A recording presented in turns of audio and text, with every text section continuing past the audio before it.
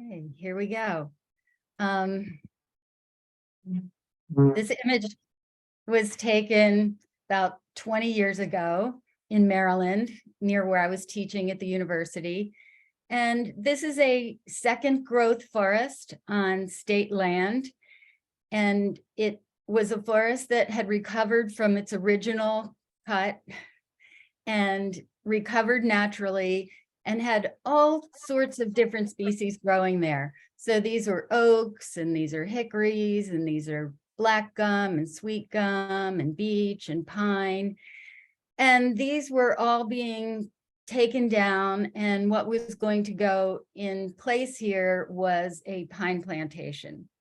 So as an ecologist, I thought that this was a horrible thing to happen. And I knew that all kinds of different species were going to lose their habitat to live, because the diversity of the plants is the basis of the diversity of all the other creatures in the forest.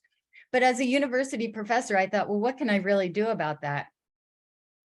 So instead of doing another scientific study, I decided I would start to write some essays to explain to people what was happening, and that when we cut these recovering forests, that we're setting them back. And so that was my first book, Teaching the Trees.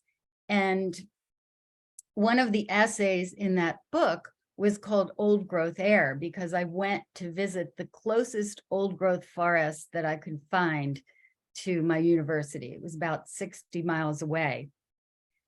And when I walked into that forest, what really struck me was the air, and that in these forests, we're breathing in these compounds that not only the trees are giving off from their leaves, but the soil is giving off, and the fungi is giving off, and all the animals are giving off.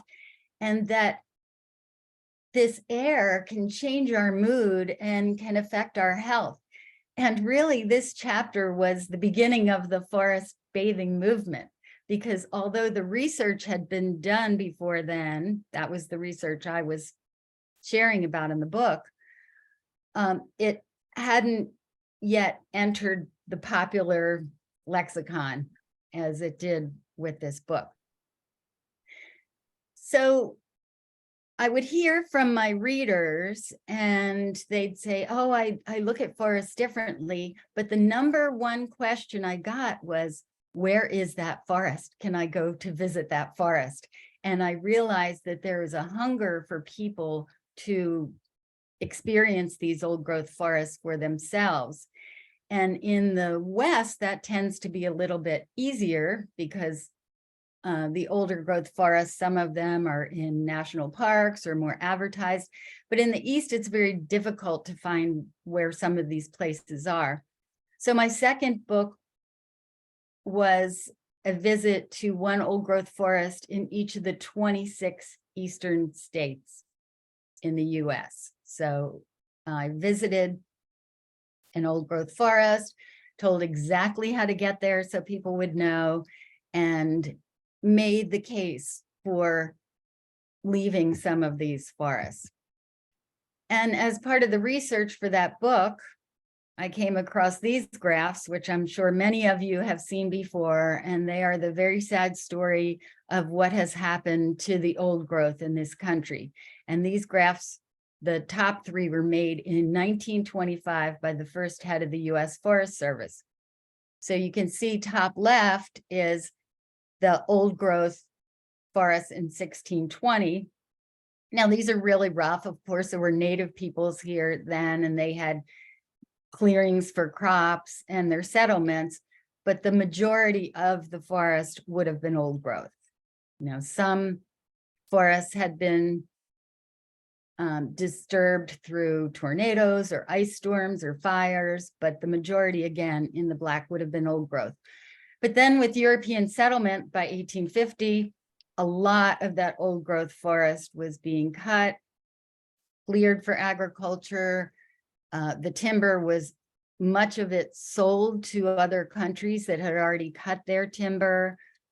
It was used for everything you can imagine, from sailing ships to railroads and on and on.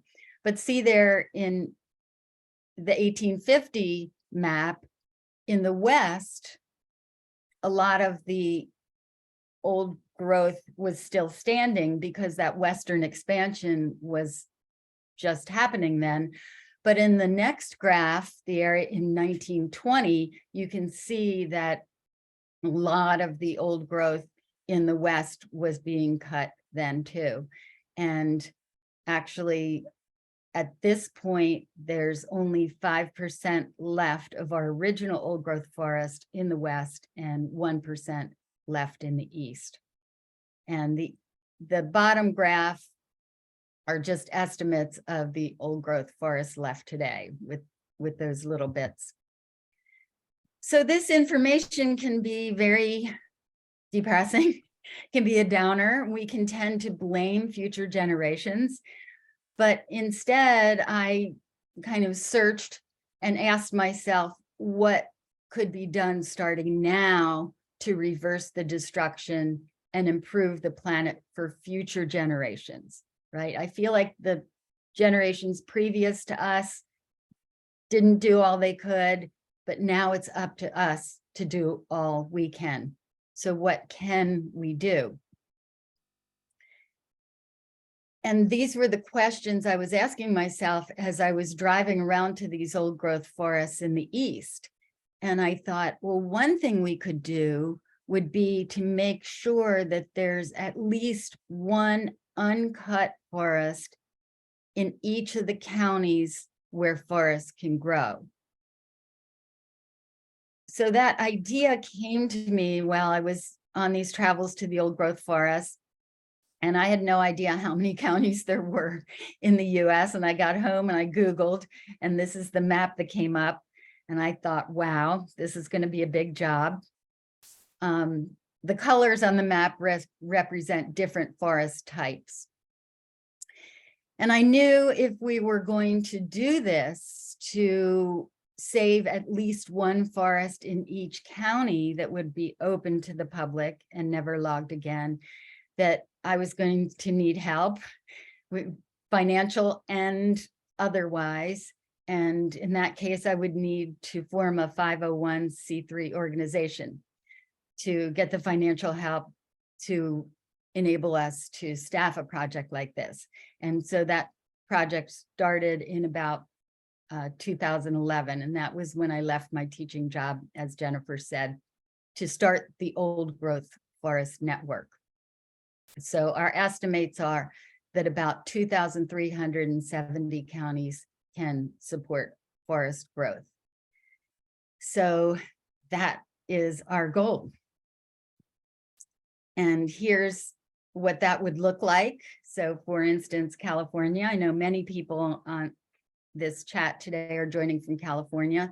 So we'll look at a state, we'll say, okay, what are the counties in California? There's 58 counties. And then we start looking for a helper in each of these counties. So we call that helper a county coordinator. It's a volunteer position. We also ask for nominations of forests in that county that are as old as possible, old growth if there is one. And then that county coordinator will look at all those nominations and be talking to people.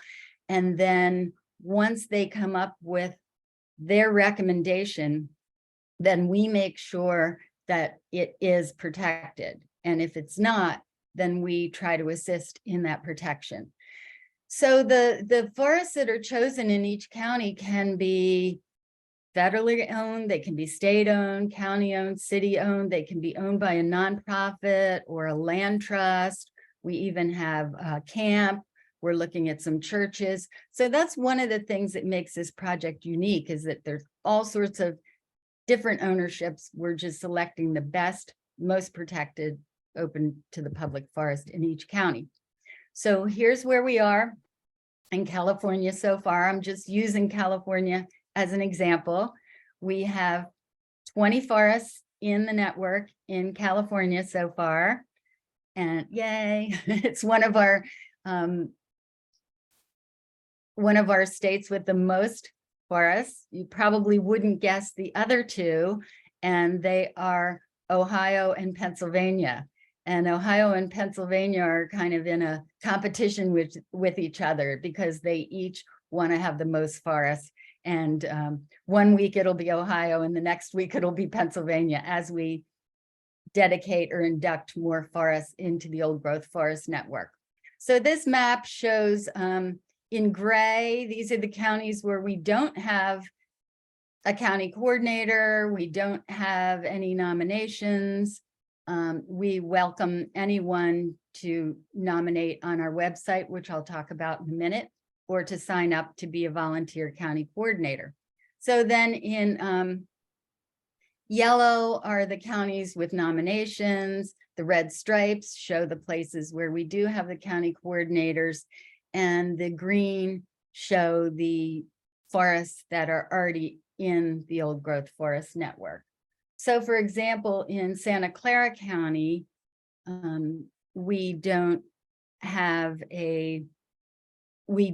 nominations and we do have a county coordinator, but we haven't dedicated a forest there yet. And a lot of that is just playing catch up and getting to them. And the forest nominated in that county is Henry Coe State Park. Now in California, we're at an advantage because California's state parks are protected from logging. So if it's a state park and it seems to be the best candidate, we can then put it in the network. But in 42 out of the 50 states, state parks are not protected from logging. So that's another thing that we have to work on, is getting state parks protected. And just a few examples of the forests in California that are in the old growth forest network are the classics, right? The bristlecone pine, sequoia, Yosemite National Park with these amazing and old trees. But then on the right, that's those trees are much smaller, and those are the oak trees in Golden Gate Park. And although those aren't towering trees, they're some of the only native trees in San Francisco County.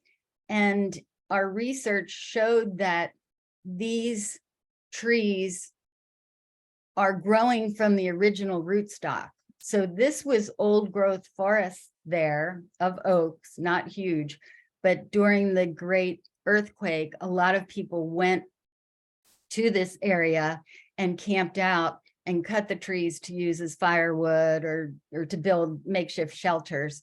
And so the rootstocks were left in place. And so since then, a lot of those grew back. So not every county has, magnificent redwoods or sequoias in it. Some of the trees are quite modest, but they are protected from being cut ever again. And I know that you're wondering, where are some of these other forests and how can I get there and see them? And all of the forests are described on our website, oldgrowthforest.net. And you just click on that link, says forests, and you can look whatever state you're interested in. And then they're listed by county. And there's a full description there, whether they are true old growth or not. So you know what you're getting involved in. So far we have 207 forests in 34 states. So that's, we're very happy with that progress, and we're speeding up our induction of forests, and mainly because of the donations we get, private donations primarily, and small family foundations, and they enable us to now hire some part-time regional staff. And so we can have more than one dedication happening on a weekend. And so we are really growing. Also on our website, we have resources of materials that we've prepared, such as a sheet about carbon in forests, human health in forests, and that type of resource. So this is also where you would go to nominate a forest or to sign up if you want to be a county coordinator. Now, if you want to be on our list, and you let us know what state you live in, then we will send you notification of when we are inducting a forest into the Old Growth Forest Network.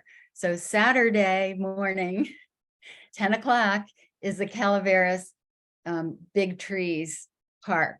It'll be added to the Old Growth Forest Network. So all of our California supporters got an email about this and an invitation to this. So we have a celebration, the plaque is handed over, and then there's a hike through the forest. So I am inviting you now if anybody would like to attend that.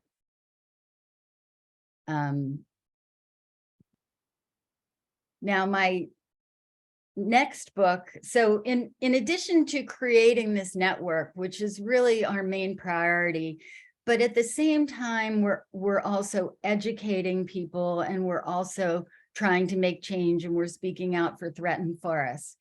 And a lot of the forests that are threatened, I've noticed, have forest managers that'll say, oh, the forest must be managed for health or for diversity or to fireproof it. It seems like there's always these reasons given to cut the forest. And it can be difficult for people that aren't trained in forest ecology to speak back to those folks, to give reasons why the forest shouldn't be cut. And that's really the purpose of my most recently published book, Nature's Temples. It just came out in April, this version of it. And so in here, I was challenging that notion that forests need to be managed somehow or cut to be healthy. So what I did was I dug into the scientific literature, which I'm very familiar with and I'm comfortable reading and I have access to, and any scientist that studied and compared unmanaged old forests to managed forests, I read those studies and reported in the book on what they found. And here's the cheat sheet. So in the older unmanaged forests, the left alone forests, or you could think of them as the old growth forests, there is much higher carbon storage. We know that. So we want to not manage the forests if we want them to hold the carbon. Then all the other biodiversity, such as salamanders, you're going to have more salamanders in an uncut forest, more species of salamanders, more numbers of salamanders. You're going to have more lichens in the uncut forest, more numbers, more variety of the lichens of all kinds. You're going to have more beetles, the ground beetles, which are very important for a forest health because they're an important part of the food web for the other animals, such as the salamanders and the amphibians in a forest. If you love mushrooms and fungi, I think we all do, you're going to find more varieties of fungi in the uncut forest, more snail species, more wildflower species in the uncut forest. So all of this I'm describing in the book and giving the scientific references for this so people can then use this information to speak out. And I also have chapters about water quality and fire, and the bottom line is the largest trees are found in the untouched forest and the oldest trees are found in the untouched forest. And that tells me that those are the healthiest forests, in addition to all these things. So besides sharing the research that other scientists have done, we also do some of our own research.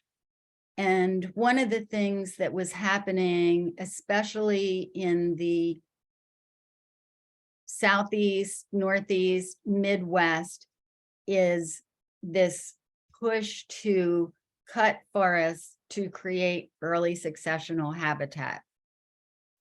Now, this really started as a relationship between forest managers who wanted to cut the trees for the money that they could bring in, and the hunting community that wanted the forest cleared out for some of the species such as grouse and woodcock. And there's nothing wrong with early successional habitat. We've always had a small percentage of it around. It is important for many species. It's being created all the time through these things such as tornadoes and ice storms and fires and clearings. Our position, though, is that we should not be cutting mature forests to create early successional habitat that will then maybe not even be a successful place for these then hunted species to live. And a lot of these places are cut with the excuse of a single species like golden wing warbler. They'll say, oh, we have to clear because golden wing warbler like early successional habitat. But all of those other species I was just talking about, all the salamanders, all the fungi, all the lichens, they're not even mentioned at all. They're just destroyed. And oftentimes, non-native species come in, invasive plant species, to these habitats that are cut, and very difficult for the forest to recover. In addition to the fact that all of that carbon then goes back into the atmosphere, or a lot of it, anything that's not captured in the wood products. So this paper was called a Instant Scientific Classic by Andy Kerr in Oregon, and I was very happy about that. And it seems to really be making a difference. And this is one of the resources that's available on our website for free, if anyone would like to read this, or if you have the same challenge in trying to protect a forest that's being cut supposedly to create early successional habitat. We also, at the Old Growth Forest Network, pay attention to what's going on politically, and we try to educate lawmakers. We have successfully gotten a bill passed in Maryland that would protect old growth forest on state-owned land. And our focus right now is what's happening on the federal level. And it's very, very exciting for us to hear about, to hear the President of the United States talk about old growth forests. You know, this has not happened before. And it started last April, Earth Day. So not this past April, the April before, when President Biden said to the Forest Service and BLM that I would like you to define old growth and tell me where old growth and mature forests are on federal land. So the public workers in those agencies worked very hard. They came up with definitions and estimates for amounts of old growth forest, and their results were shared in April of this year. And now we're at the point that we have that information, that we're hoping the next step is a rulemaking that will then protect those old growth forests on the federal land. So just to give you an idea of what they shared with us in April, so U.S. Forest Service comprised 81% of the land, BLM is 19% of the land, and the acreages are in the bottom there. So what they said in the report was that old growth comprised 18% of those federal forests. Now, that might sound like a lot, and it is higher than we expected. One of the reasons it's so high is because a lot of the pinyon pine juniper forests out west are classified as old growth. And the reason that they're old growth is because they haven't been really commercially valuable forests to cut. So they're still standing and they're considered old growth. 45% of the forests in Forest Service and BLM was considered mature. And in general, we think of that as 80 years old and more, but the definitions in the report in many cases make mature forest a percentage of the age of old growth. So it's a little complicated, but we're glad that this is happening, and we're glad these numbers are so high for mature and old growth forest. Now, of the old growth forest, only half of it is protected, and it's protected as roadless area and as wilderness area. And as you know, roadless area protection sometimes can be threatened. So we need to keep an eye on that and make sure that protection really lasts. 51% of the old growth forest on the federal land has no protection designation, and 65% of the mature forest.